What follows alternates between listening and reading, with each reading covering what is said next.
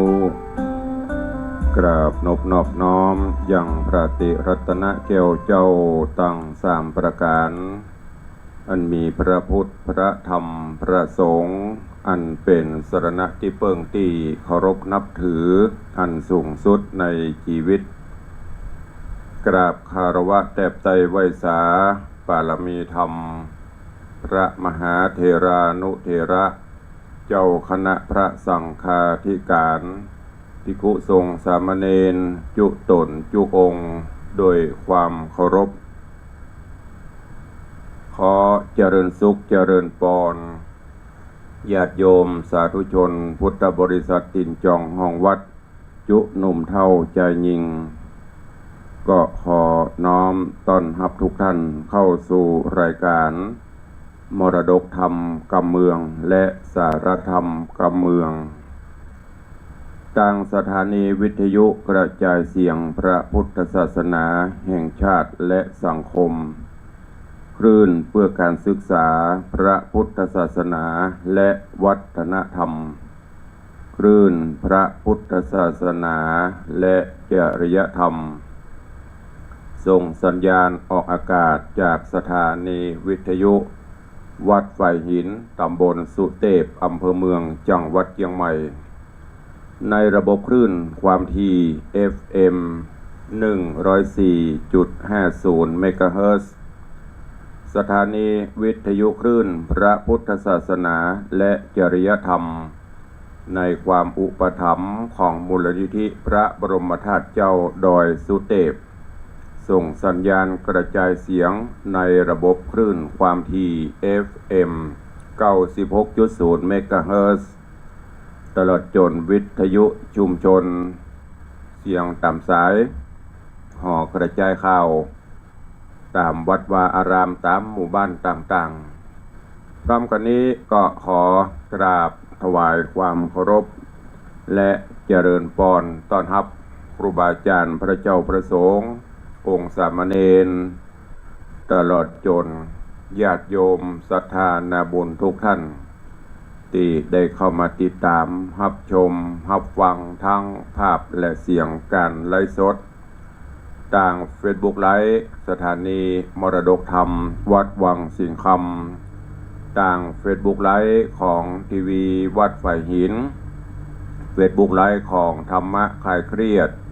Facebook ไลฟ์ของธรรมะภาคเหนือ Facebook ไลฟ์ของท่านพระครูสมุวิสุวัฒน์วรกิจโจและหน้าจอ Facebook ไลฟ์ของ FC เพื่อนๆแฟนรายการที่เข้ามาแล้วได้กดแชร์ไปยังกลุ่มเพื่อนๆของทุกท่านรายการนี้ดำเนินโดยกล่าวกับผมอาตมภาพ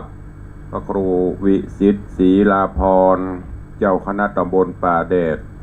เจ้าอาวาสวัดวังสิงห์คำตำบลป่าแดดอำเภอเมืองเชียงใหม่จังหวัดเชียงใหม่เป็นผู้ดำเนินรายการก็จะได้น้อมนำเอาธรรมะสาระข้อคิดเรื่องราวต่างๆได้มาอู้มาจากับญาติโยมศรัทธาเพื่อที่จะได้นำไปคิดพิจารณานำไปใช้ในการดำเนินชีวิตประจำวันของทุกท่านปะกันวันนี้อากาศก็เย็นมาพ่องคลายร้อนกันไปเพราะว่าเมื่อวันสองวันนี้ก็จะมีฟ้ามีฝนตกลงมาประกอบกับมีพายุมีลมหลวงมาตวยบางทีก็ชุ่มช่ำเย็นสบายบางทีก็พกความเดือดร้อนมาตวยอย่างตังตะวานี้แถบแถวตังละปูนทราบข่าวก็โอ้โดยเฉพาะหัวมุงไม่ใช่บ้านหัวมุงสระปีเนอะหัวมุงตีหน้าวัดพระธาตุเจ้าหริพุนชัยละปูนตะวานี้ก็ได้รับความเสียหายลมหรือว่าถล่มลงมาดีที่บ่มีภัยเป็นอันตรายเนาะเพราะว่ามันมาแบบ มาเร็วเค็มเร็วอย่างที่บอกหลายๆพื้นที่เข้าไปตันในวัดตะวานี่หันอันนี้ติดตามข่าวสารต่างเฟซเนอะต่างเฟซคนบอกตะวานี่ไม้สลีต้นไม้สลีโค่นล้มลงไปถูกเสรถไปเหตุกันแต่เดชบุญที่มีภัยเป็นอย่างในช่วงนี้ก็ฝนก็จะนักลมก็จะลมหลวงก็จะแห้งเนอะก็ขอให้ทุกท่านได้ระมัดระวังอย่างที่ตุลุงได้บอกไปตลอดจนต่างราชการเปิ้นก็เตือนอยู่ตลอดเนอะเปิ้นก็แจ้งตลอดพยายามเป็นฟ้าเป็นฝนก็จะไปโล่นออกไปทางนอกทางฝั่งเนอะจะไปโล่นไปหั่นไปนี่อย่าไปห่วงหั่นห่วงนี่เพราะมันมาบวยอย่างที่บอกตะเกียมาเร็วเกรมเร็วดุ่มดำดุ่มดำดุ่มดำก็เดียวกับไปละไว้แต่ความบนห้องยาแต่ความทรงจำก็ว่าได้เนาะหลายตีวันก่อนนะก็ละปูนเหมือนกันตั้งไอ้อย่างก็การจตุจักรนี่แล้วก็เป็นหน้าเป็นช่วงของเปิ้นเนาะเฮาเปิ้นบัดโตกเฮาก็กองหาแต่ก็อย่างที่บอกไปนั่นน่ะตกมาดีๆก็ยังแควนแต่ถ้าตกมาเร็วตัวแล้วก็ความเสียหายตัวมาตัวนี้อันนี้บอกให้ได้นั่นก็ในช่วงนี้ด้วยความเป็นห่วงเนอะดูแลกันพอคอยกันไปญาติโยมท่านทั้งหลายในช่วงนี้ดังที่ท่านพระครูวัดแม่ห้องไคร้บอกปัตตะกี้ก็จะเป็นช่วงของการแสดงการส่งน้ำพระธาตุเป็นช่วงที่หน้าฮอนนี่เปิ่นจะมีการส่งน้ำพระธาตุแต่หลายวัดหลายวาก็จะมีการประกอบพิธีส่งน้ำพระธาตุก็เชิญชวนทุกท่านเนอะและก็ที่สำคัญเชียงใหม่เฮาบนวัดพระบรมธาตุเจ้าดอยสุเทพก็มีพิธีส่งสมโภชน้ำส่งพระราชทานเริ่มมาก็ได้ตั้งแต่วันก่อนละได้2 วัน3 วันเข้ามาไปจนถึงปุ่นเสร็จสิ้นวันวิสาขบูชาเสร็จสิ้นไปปุ่นว่าก็จะเป็นวัน เรียบร้อยมีพิธีส่งน้ำเพราะนั้นในช่วงนี้บนวัดพระธาตุเจ้าดอยสุเทพจะมีพิธีเจริญพระพุทธมนต์มีการแสดงพระธรรมเทศนาสมโภชตลอดถึงวันมีกิจกรรมหลายอย่างเนอะในเมตตาปรมีธรรมของพระเดชพระคุณหลวงพ่อเจ้าคุณพระธรรมเสนาบดีรองเจ้าคณะภาค7เจ้าอาวาสวัดพระบรมธาตุเจ้าดอยสุเทพร่วมกับทางมูลนิธิและก็ญาติโยมศรัทธาเฮาซึ่งได้ดำเนินการเป็นประจำทุกปีแล้วก็ในวันที่21เมื่อคืนก็จะมีการประเพณีเตียวขึ้นดอยกันก็เชิญชวนทุกท่านเนอะวันนี้ก็จะนำธรรมะข้อคิดเรื่องราวต้องขออนุญาตพระเดชพระคุณหลวงพ่อท่านเจ้าคุณพระเทพ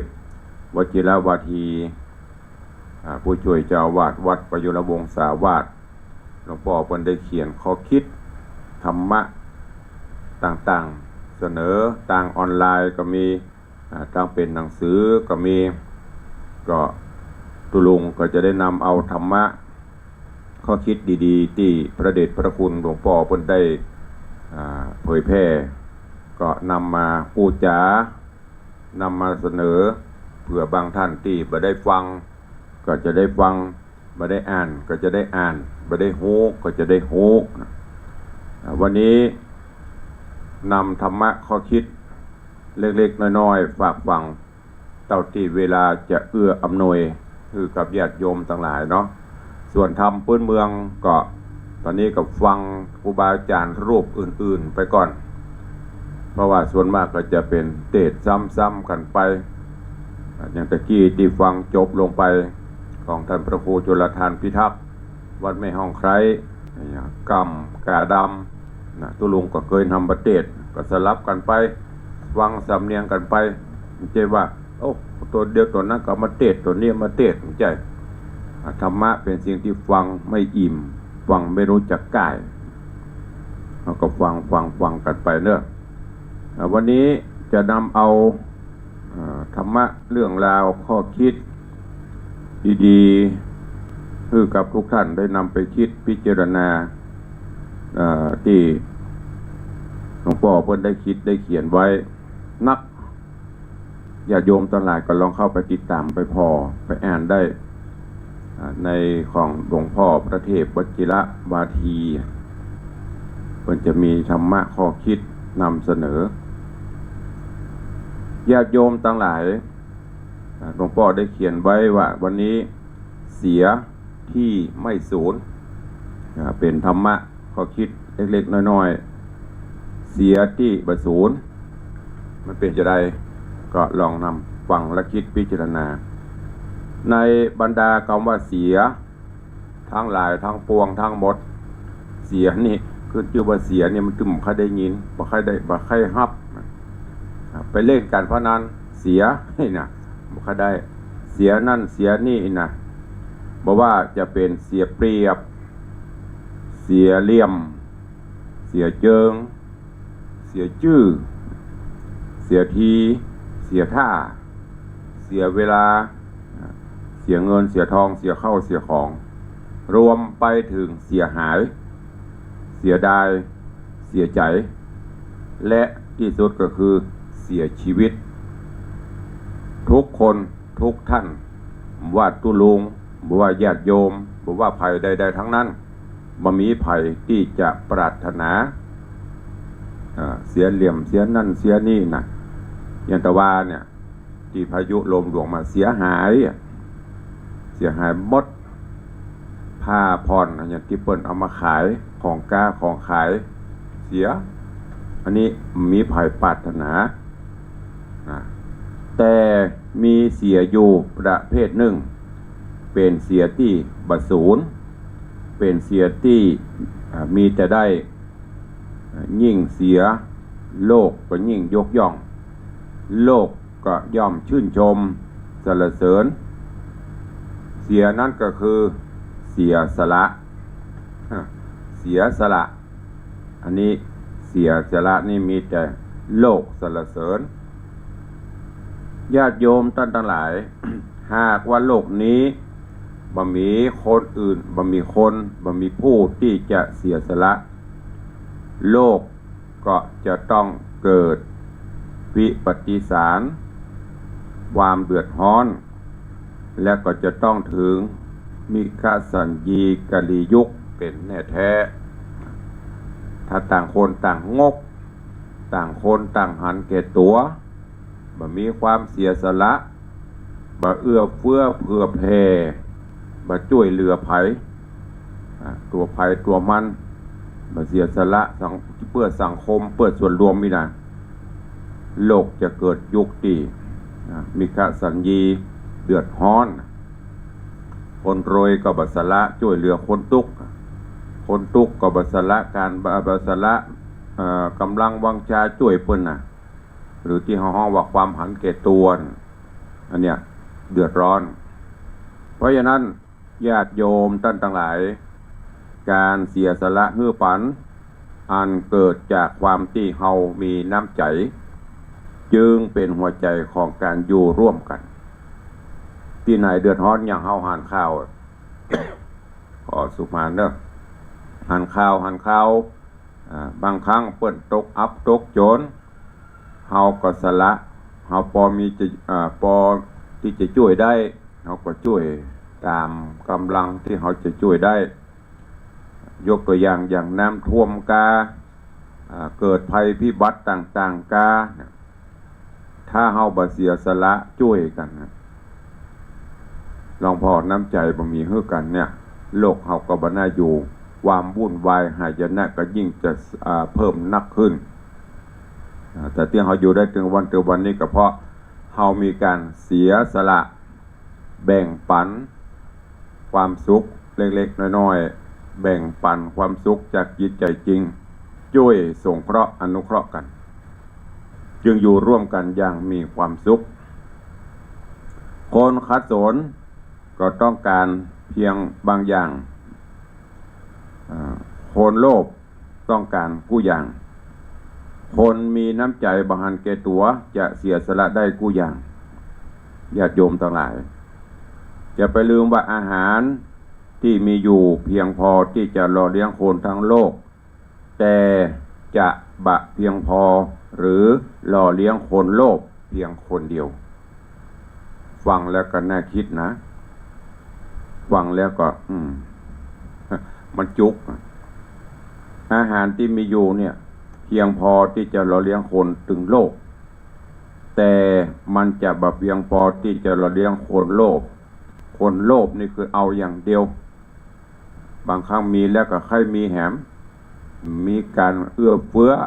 เผื่อแผ่เสียสละบางเทื่ออย่างยกตัวอย่างอย่างพวกแจกข้าวนะแจกข้าวกล่องแจกข้าวอย่างที่เขาไปงานเนี่ยบางพ่องก็ปวดโต้หอบ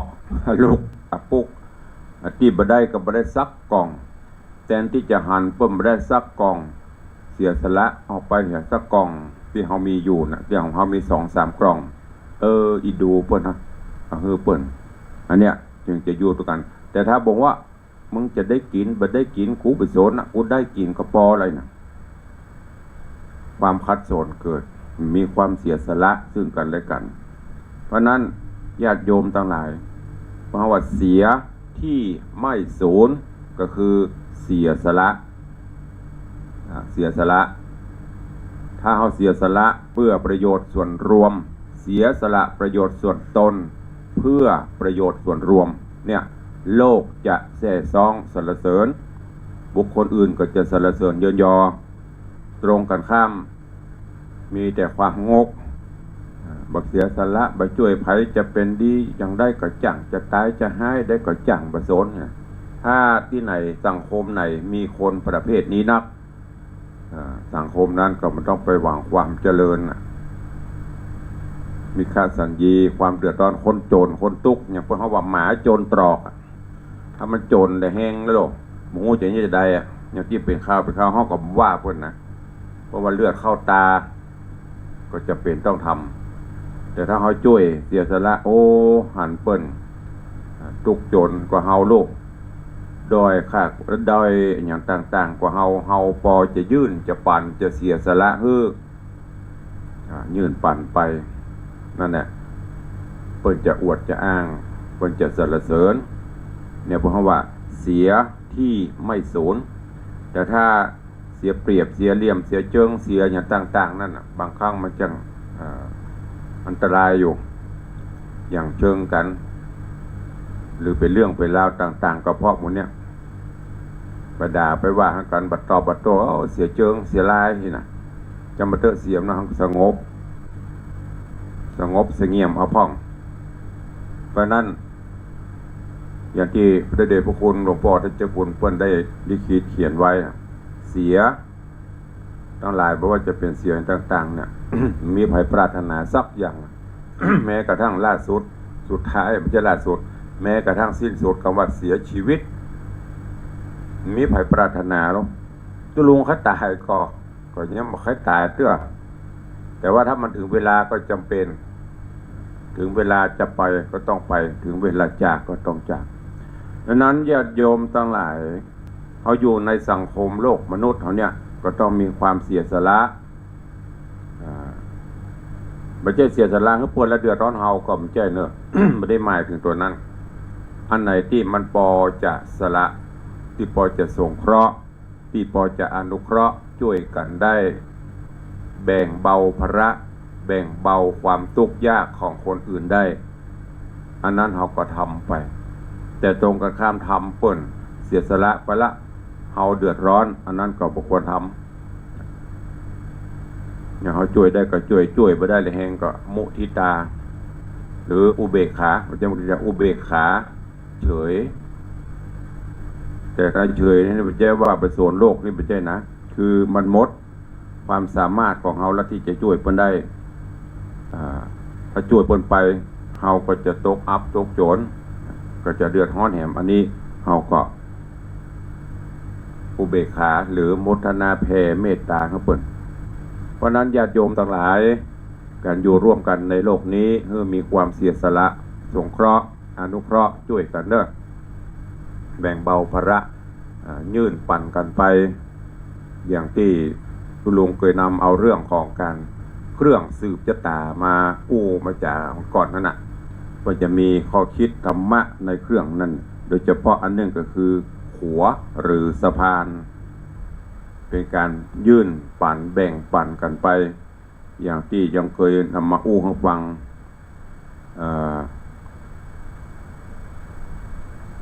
แกงข้ามหัว แกงข้ามหัวในที่นี้มันจะหมายถึงว่าเป็นลักของเปิ้นนะ อันในแห่งประเภทหนึ่งที่ไปช่วยเพิ่นแล้วเอาข้ามลักของนั้นไม่ใช่แกงข้ามหัวคือเมื่อก่อนเ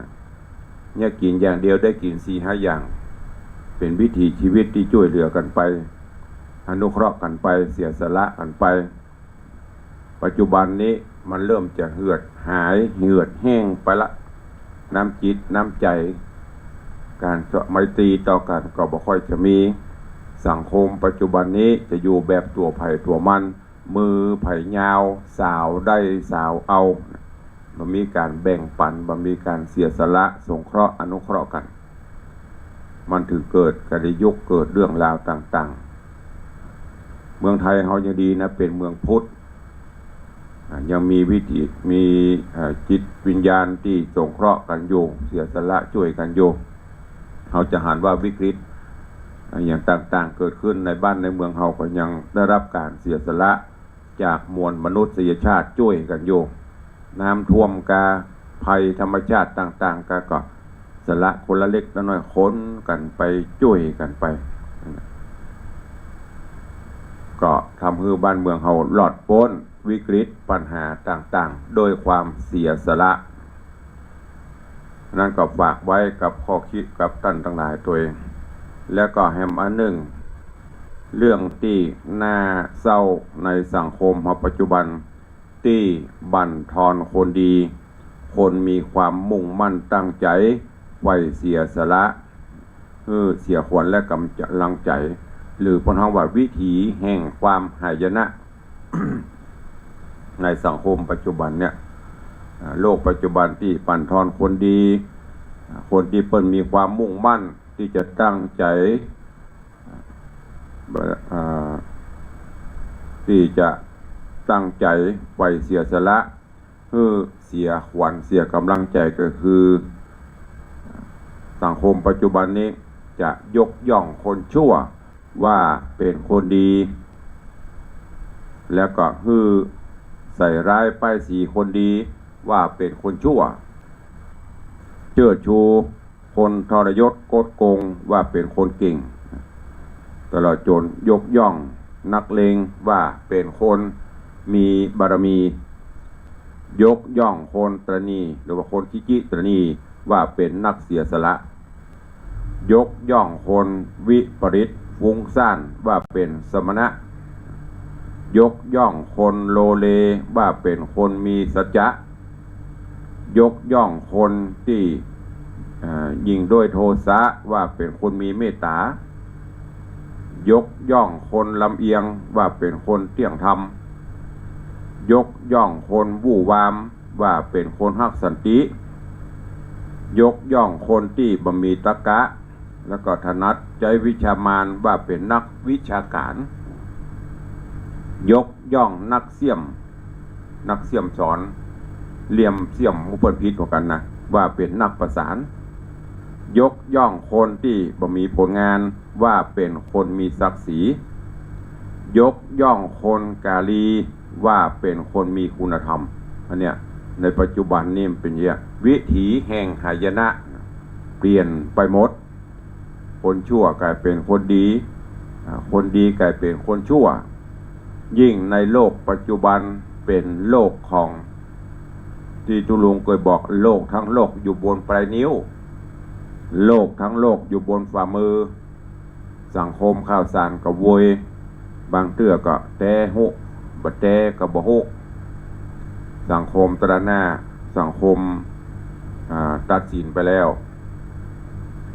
เพิ่นก็ได้รับความเสียหายไปละบางแต่ก็โทษน้อยเดียวการโทษนักการโทษได้กันมันเป็นการที่ใส่ร้ายป้ายสีกันไปเหียยกย่องคนชั่วว่าเป็นคนดีในสังคมปัจจุบันนี่นะถ้ามันมีประหลอดวัดหรือว่ามีเครื่องวัดก็ยังแขวนเนาะแต่นี่เขาก็บอกโหมันมีเครื่องวัดมันมีประหลอดวัดแต่เราโจรใส่ร้ายคนดีว่าเป็นคนชั่วไปเหียมันกลับตลปัดในเพราะวิธีแห่งหายนะวิธีแห่งความหายนะภัยเป็นนักเลงหลวงพ่อเป็นนักเลงมีบารมียกย่องขึ้นมาเป็นคนมีบารมีไปไหนมีกับคนแบดหน้าแบดหลังคนขี้จิยกย่องคนตระหนี่ขี้จิว่าเป็นคนเสียสละมันเป็นได้ตุลุงอันนี้ก็มีหลายอย่างบางพ่องก็โอ้ทำได้ชื่อได้เสียงเปิ้นบัสละช่วยเหลือคนทุกข์ถ้าบหันผลงานบหันเนี่ยบ่ค่าเสียตลอดจนคนที่โลเลปูเลาะแหละลอกแหลกปีนปอกปีนแป๊กว่าเป็นคนมีสัจจะในหมู่โจรเนี่ยเขามักจะได้ยินกันตลอดเพราะนั้นญาติโยมทั้งหลายขอให้คิดพิจารณาโดยแท้แต่แล้วก็คือขอให้มีศีลมีธรรมนั่นน่ะเอารักศีลรักธรรมจะไปปล่อยไปตามสังคมโลกถ้าเราไปยกย่องคนบดีว่าเป็นคนดีก็จะย่ามใจได้ใจไปอยู่ด้วยการไปอันไหนที่มันบ่ถูกบ่ต้องก็ชี้แนะชี้นำกันไปแต่โดยมากคนเฮาเดี๋ยวนี้ผู้ชี้แนะชี้นำดีๆนี่จะบ่ค่อยเอาลูกหลานตันเต้าก็มากับเดี๋ยวหลวงพ่อเตือนเฮาเป็นป่อเป็นแม่ไอ้นะชี้แนะชี้นำบอกทางดีให้เขานะเขามาสนเขาบ่เอาปุ่นไปคบเปื่อนคบฟุ้ง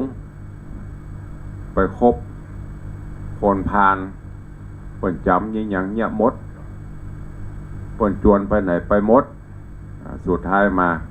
หายนะตัวมาเหมาะกับเดือดร้อนป่อเดือดร้อนแม่เหล่านี้เป็นต้นเพราะนั้นก็วันนี้ตุลงกับฝากข้อคิดธรรมะเล็กๆน้อยๆนี้เนอะโดยที่พระเดชพระคุณหลวงพ่อเจ้าคุณพระเทพวชิระเมธีวาทีเปิ่นได้ลิขิตได้เขียนตุลงอ่านพอก็หันว่าเป็นหลักธรรมข้อคิดดีๆมากนำมาเผยแพร่คือกับญาติโยมทั้งหลายข้อคิดธรรมะเพื่อที่จะนำไปใช้ในการดำเนินชีวิตประจำวันเนอะวันนี้ก็เหมาะพอควรแก่เวลาก็เดี๋ยวเราก็จะได้แจ้งข่าวสารงานบุญวังไปวันละเล็กละน้อยเนาะวังนักมันก็ล้นน้ำเอาใส่หม้อใส่ไหถ้ามันใส่นักเข้าติ๊กๆโดยบ่ปิดมันก็ล้นก็กับ ไร้ประโยชน์แค่มะก็เอาหมอกปอ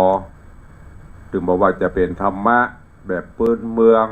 ธรรมะแบบบรรยายธรรมะแบบปาฐกถาธรรมะมหาชาติมุนี่ตุลุงก็เคยบอกแล้วว่าล้วนแต่เป็นธรรมะขององค์พระผู้มีพระภาคเจ้าก็ไซเอานำไปคิดพิจารณายิ่งตั้งสถานีวิทยุจะได้รับวังครูบาอาจารย์นักจัดรายการหลายรูปหลายองค์หลายท่านหลายคนนำเสนอสิ่งดีๆคือกับญาติโยมแต่ก็คิดพิจารณาเอา มันว่าอันไหนมีประโยชน์จะนะก็เอาไปใช้ตุลุงต้องขอสุมาภัยเนอะ บางเตื้อก็ช่วงนี้เริ่มเท่าบางเตื้ออาทิตย์หนึ่งนี่จะได้ดำเนินรายการสดๆก็ประมาณสักวัน2 วันนอกนั้นก็จะเป็นเทปเป็นอย่างมะแตนหายไปพ่องก็อย่างที่ได้บอกไปโดยศาสนกิจก็นักตลอดจนทางด้านสุขภาพร่างกายก็ต้องดูแลกันไปบางครั้งธาตุกำเริบ บางเทื่อธาตุดินน้ำลมไฟมันกำเริบมันแบบประสานกันก็ต้องพักผ่อนพ่องก็นำเรียนแจ้งให้ทุกท่านนะว่าตุลุงหายไปไหนจัดรายการละกายนะจัดอยู่ตามปกติแต่ถ้าบัดจัดสดก็จะมีเทปมาแทน ก็สุมาอภัยเนี่ยเสียงแฮมกับแอมกับไอเนี่ยก็เป็นส่วนหนึ่งในด้านสภาพอากาศพ้องกับเป็นผลต่อร่างกายเนอะนี่ก็นำเรียนทุกท่านตัวก็ก่อนที่จะได้อุจากับญาติโยมทั้งหลายก็ขอแจ้งข่าวสารงานกิจกรรมของทางวัดวังสิงห์คำเพื่อญาติโยมทั้งหลายเนอะดังที่ตุลุงได้ประชาสัมพันธ์เชิญชวนทุกท่านร่วมบริจาคหรือว่าเป็นเจ้าภาพถวายทานต้นเงินเพื่อสมทบสร้างกุฏิสงฆ์โฮงหลวงของวัดวังสิงห์คำตอนนี้ก็รับบริจาคตามจิตเจตนาศรัทธาของเราไปเรื่อยๆกำหนดวันทำบุญนั้นจะแจ้งอยู่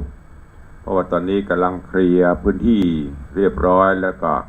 เตรียมความพร้อมที่เขาจะวางศิลาฤกษ์ในการก่อสร้างกุฏิสงฆ์โฮงหลวงของวัดก็เชิญชวนทุกท่านตามกุศลจิตเจตนาเนอะเข้าหัวเทอธรรมะอย่างที่หลวงพ่อแก้วเท่าบอกมีความเสียสละนะญาติโยมบัดเสียสละช่วยตั้งการพระศาสนาวัดไหนที่ไหนก็ลุกแต่ที่มันเป็นคือวันก็เพราะเราอาศัยความเสียสละช่วยกันคนละเล็กละน้อยขอบคุณอนุโมทนาบุญกับวันก่อนก็มีโยมแม่สีพันสุขเนตรบ้านร้องห่างดงได้ร่วมทำบุญมาแจ้งความจำนงร่วมทำบุญ1 ต้น 1,000 บาทขอบคุณอนุโมทนาบุญกับโยมแม่นงนุชโยธาวังพร้อมลูกหลานเด้อหมู่บ้านล้านนาซิตี้สอนผักหวานใกล้ๆวัดวังสิงห์คำเนี่ยวันก่อนโยมแม่เพิ่นได้นำปัจจัยมาร่วมต้นเงินมาร่วมจำนวน 1,500 บาทอุทิศกุศลให้แก่คุณพ่ออุทาคุณแม่เตรียมโยธาวังพ่ออุ้ยแก้วแม่อุ้ยตุ้ยนามเทพพ่อดวงคำนามเทพพ่อบุญธรรมปลื้มสติแม่เรือนคำปลื้มสตินายดุสิตนามเทพลูกใหม่ปลื้มสติก็ขอบคุณอนุโมทนาบุญเนอะกับโยมแม่นงนุชโยธาวังล้านนาซิตี้สันประหวานตัวแล้วก็โยมแม่สีพันสุขเนตรบ้านร้องหางดงตัว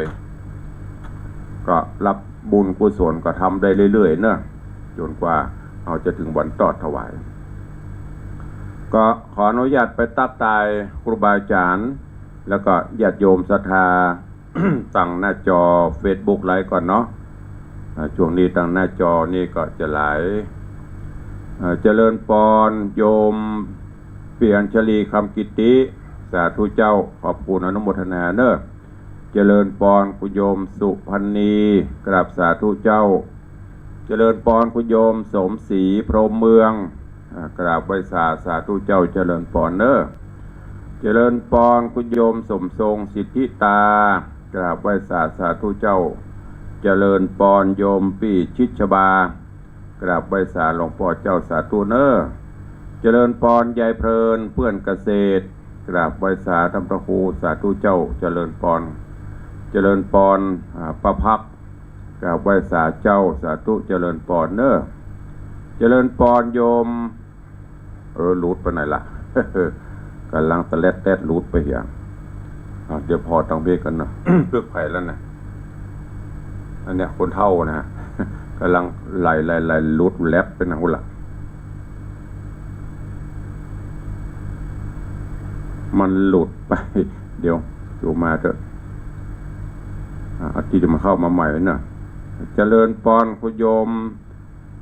แม่เลี้ยงทัดพิชาพ่อเลี้ยงธนวัฒน์สุสิงห์คำเจริญปอนพินันอิสมเตปินสาธุมาแล้วไผ่มาตุลุงในวังมาแล้ว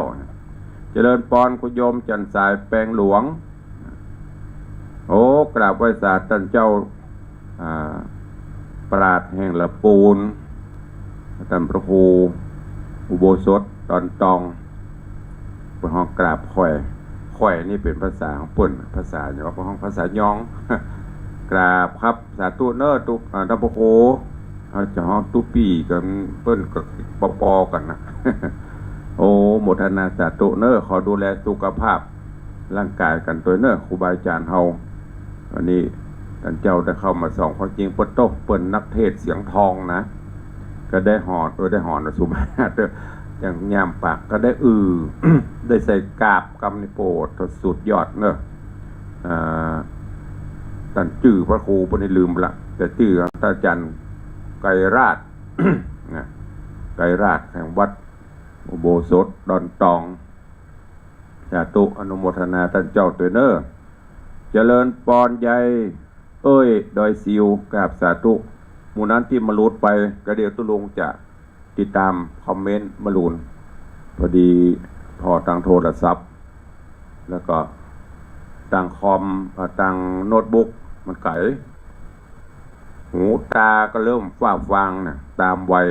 เลข6ขึ้นมาละจะ61จะเต็มทำละบวยนะสุขภาพก็เริ่มไปก็ได้มาตักมาตายกับญาติโยมต่างหลายเนอะ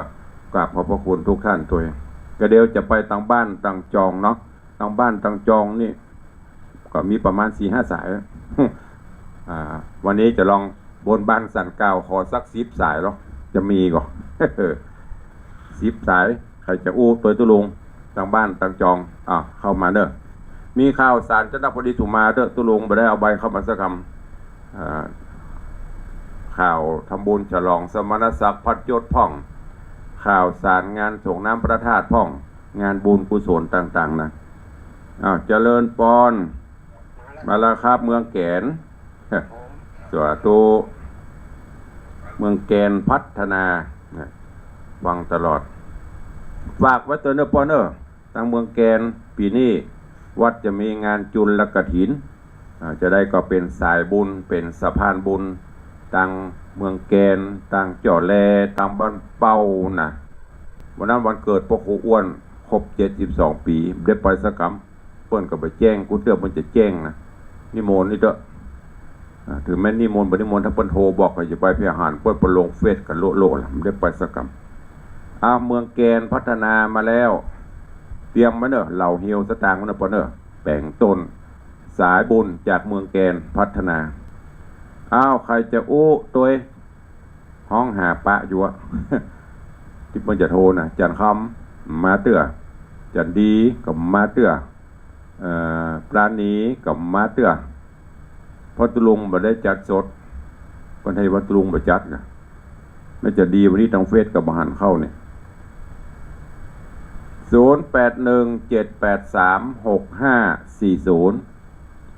ช่วงนี้ก็เอาเกร็ดธรรมะเล็กๆน้อยๆมามาจ๋านำเสนอก่อนเนาะแกงถ้ามันเต็มถ้วยลงไปมันก็กินพลำเอาหมอกมาให้บดีหมอกฟังแล้วได้สาระ อย่างวันนี้พูดเรื่องถึงความเสียสละต้องช่วยกันมีความเสียสละเนอะย้ำเตือนทำกรรมเสียสละประโยชน์ส่วนตนเพื่อประโยชน์ส่วนรวมอย่างมีข้าวมีน้ำอย่างบางทีเขากินพอจะอิ่มอยู่พอจะเพื่อแผ่กันไปกับเพื่อกันไปอย่างปัจจัยที่ทำบุญนี่ก็เหมือนกันกับเพื่อแผ่เสียสละปัจจัยที่หามาได้โดยน้ำพักน้ำแรงน้ำเหงื่อน้ำไข่ก็ทำบุญส่วนทานไปแต่ว่าถ้าทำแล้วมันเดือดร้อนเอาไปทานตุลุงแล้วกูจะอย่างมากินก็มันต้องทานเนาะเก็บไว้จะไม่ต้องไปเดือดร้อนนี่ก็ฝากไว้บุญก็ตามมันยังก็ตามทำแล้วเดือดร้อนตัวเก่าก็คิดเอาเจริญปอนแม่สมทรงสิทธิตาฮัลโหลตันสมัย ปีนี้ตั้งร้องวัดแดงกับแปลงอันนี้ตัวเนอสะพานบุญมาช่วยตุลุงแปลงหงจะได้ปันแล้วเนอะทุกสายรวมพลได้กี่หมื่นกี่แผ่นกี่ล้านจะมัน นั่นน่ะรวมพลตัวกันเนอะเพิ่นไปไหว้พระมาลำมาหมูไปเนี่ยถ้าอิ่มบุญอยู่กะวันนี้มหันขึ้นหน้าเฟซเนี่ยสาธุเนอเจ้าแม่สมทรงสิทธิตาจากร้องวัวแดงมา2 สายวันนี้อธิษฐานจิต10 สายถึงมาถึงภูเราได้2 สายจากเมืองแกนพัฒนา แล้วก็จากร้องวัวแดงใครจะอู้ตัวแหมนั่น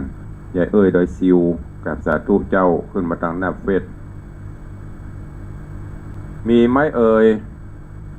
0817836540แต่ว่าหมอมาเจาะโลหิตเจาะเลือดไปตรวจวันนี้เดี๋ยวก็จะต้องไปพบแพทย์ตรวจเช็คค่าน้ำตาลในเลือดมันมาขออยู่ตัวก็คือมันอยู่เนาะ บอกมันอยู่แล้วจะไปแต่อย่างที่ลุงไปตุลุงอย่ามาหุ่นดีอีหรอที่ตุลุงอย่ามาผอมลงก็เนี่ยอย่างที่ตุลุงบอกแต่จะสังขารธรรมมันประเที่ยงแท้แน่นอนเบิดกับแวบเบิดกับปอง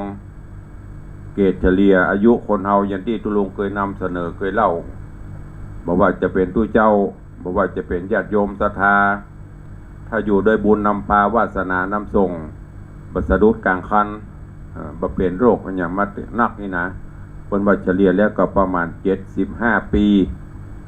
ถึง80 ปีด้วยบุญบารมีแต่ถ้าเลยกว่านั้นไปก็เป็นบุญนำพาแต่เกณฑ์เฉลี่ยแล้วนะตามสายแพทย์คนบอกประมาณนั้น75 ปีตัวรวมเลยเนี่ย61ต้องนับไปแหมประมาณ10 กว่าปีถ้า70 ปีก็แฮม10 ป่าแก่ๆถ้าบ่มีนะอันนี้ถ้าบ่มีเนี่ยสะดุดนะแต่ถ้ามันมาสะดุดก็คือโรคภัยไข้เจ็บเบียดเบียนกับปีก่อนนะ เพราะนั้นก็จะไปประมาทสุขภาพร่างกายก็ดีดูแลสร้างคุณูปการสร้างบุญกุศลกินไปตานไปจะไปวันใดบ่ฮู้กำเมืองพนเฮาตามีหน้าพอหน้าบหัน ไปหันหน้าตัวเก่าพ่องยกเว้นส่องกระจกแง่งแว่นปกติเฮาจะบหันก็หมายถึงอนาคตการไปหน้าอะไรจะเกิดเราก็ไม่รู้นะทำวันนี้เวลานี้ปัจจุบันนี้ให้ดีที่สุดฟังธรรมะไปตัวฟังแล้วก็นำไปคิดพิจารณาใจเหลือเวลาแถม4 นาทีเวลาจะนับวันนี้เพราะวันนี้เป็นบรรยายข้อคิดฝากธรรมะข้อคิดที่ครูบาอาจารย์เปิ้นได้ดีคิดแต่งแต้มหันว่าเป็นประโยชน์นำมาอู้จากับทุกท่านเป็นเพื่อนเป็นกู้เป็นกีมกันไปเนี่ยการไปตัวฟังไปตัวบางพ่องก็อาจจะขับรถขับรางบางพ่องก็ทำอาหารการกินบางพ่องก็ทำหดน้ำต้นไม้เนี่ยให้ทับสวนก็ฟังไปได้ทุกที่เนอะปัจจุบันนี่นะเมื่อก่อนนี่จะฟังธรรมะต้องมานั่งหมอบแมบหม้อแม่มันเป็นอะไรตุลงหมอบแมบหม้อแม่เนี่ยเราอ่อนฟังโอ้นะนั่งพับเพียบนั่งแบบสง่านั่งแบบงดงามประเด็นนี้อยู่ไหนก็ฟังได้ถ้ามีโทรศัพท์ก็เข้าไป YouTube หรือเข้าไปทาง Facebook จะไปใส่กระเป๋าฟังได้ตลอดโอ้ดักปิ้งบินบ่อยต่างบ้านต่างจองพอต่างเฟซบนไหลเข้ามาโลกต่างสถานีวิทยุดักปิ้งอันนี้ก็เป็นแหมสาเหตุหนึ่งนะอู้ซื่อๆนะ2 สายเดียว2 สายดักปิ้งตุลงก็เลยกำลังใจมันถ้ามีใครฟังก็ยินบางเทื่อก็เล่นไลฟ์สดอย่างเดียวฐานีวิทยุบอกเขาออกละไปตั้งไลฟ์สดเอาพอไลฟ์สดตั้งเนี่ยเฟซนี่จะมีนักตั้งสถานีเนี่ยดักปิ้ง2 สาย3 สายมันน่ะไม่ค่อยมีใครโทรเช็คสัญญาณมาตัวเด้อฟังอยู่ที่ไหนตั้งใดบางพอว่าตัวลงอู้หยับแหละเตะหูอินบานี่นะก็เวลามันก็ห่างไปฮื้อก็เดี๋ยวหมดเวลาแล้วก็ไปแล้วเด้อ1 ชั่วโมงที่ปะกันมันเท่ากับมาถึงวันนี้ตัวลงเข้าลาดจ้าไปอย่าเป็น10 นาทีพุ่นแต่ถ้าถึงเวลาหมดเวลาก็ต้องจากไปใครอยู่ที่ไหนตั้งใดที่จะอู้จะจากครูบาอาจารย์ที่ฟังอยู่จะฝากข้าวฝากอย่างก็ฝากเข้ามาได้เนอะก็จะได้อู้ได้จ่าได้นำเสนอแจ้งญาติโยมศรัทธาตัวเอง ก็จะไปลืมเด้อช่วยกันช่วยตุลุงช่วยวัดวังสิงคำปีนี้ได้รับเมตตาจากทางมหาวิทยาลัยฟาอิเทิร์นโดยอาจารย์แม่ดร.มรกตสุวรรณชินท่านผู้รับใบอนุญาตท่านดร.กิตติพัฒน์สุวรรณชินอธิการบดีท่านดร.ฉัตรทิพย์สุวรรณชินรองอธิการบดีและคณาจารย์ครูบาอาจารย์ของมหาวิทยาลัยฟาอิเทิร์นปีนี้ในโอกาสครบรอบอายุวัฒนมงคลครบ84ปีของอาจารย์แม่ดร.มรกตและในโอกาสครบรอบ25ปีการก่อตั้งมหาวิทยาลัยก็ควรจะได้จับจองตอดจุลและกฐินหรือว่าถวายผ้าจุลและกฐินที่วัดวังสิงคำเนอะตุลุงได้นำเรียนแจ้งทุกท่านส่วนญาติโยมญาติธรรม FC แฟนรายการเขาก็สามารถร่วมบุญได้เป็นสะพานบุญสายบุญสายต่างๆเอามารวมร่วมกับเปิ้นโดยมีมหาวิทยาลัยไวเทิร์นในเมตตาบารมีอาจารย์แม่และก็ท่านอธิการรองอธิการเป็นประธานใหญ่หมู่เฮาก็ร่วมกันตามกุศลจิตเจตนาศรัทธาเนอะคงมีไผและนอกต่างบ้านต่างจองดักปิ้งวินบอยโอ้ขอบคุณบุญรักษาถึง2สายเนอะสายแรกจากเมืองแกนพัฒนาสายที่2จากร้องหัวแดงไม่ครบรัตนะวันนี้มี2คนต่างบ้านต่างจองนะนอกนั้นไปไหนกันโอ้โหเอาละเวลาหมดเวลาตุลุงก็นำปลารายการจากไปก่อนก็เดี๋ยวก็ต้องไปทำภารกิจข้างนอกแล้วก็ฝ่ายมาก็ต้องไปพบแพทย์ก็ขอนำรายการจากกู้